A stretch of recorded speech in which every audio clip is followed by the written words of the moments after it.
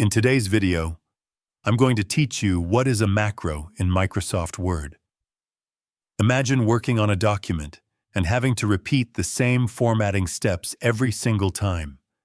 You might change the font style, adjust the font size, tweak the spacing, and apply formatting again and again.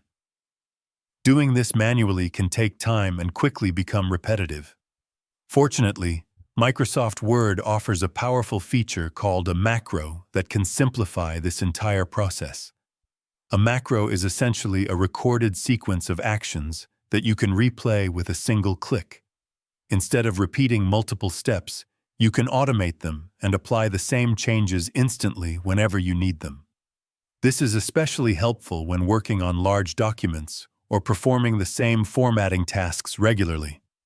To create a macro, begin by going to the View tab at the top of the screen. On the right side of the ribbon, you'll find the Macros option. You can also use the shortcut Alt plus F8 to access it quickly. Click on the drop-down arrow, and you'll see options such as viewing existing macros or recording a new one. If you choose to view macros, you'll see any previously created macros listed there. You also have the option to delete them if needed. To create a new macro, click on Record Macro. A dialog box will appear where you can assign a name to your macro. You can keep the default name or enter a custom one.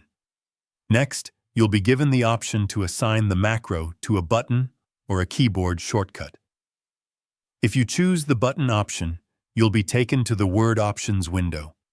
From here, you can add your macro to the Quick Access toolbar so it's always visible and easy to use.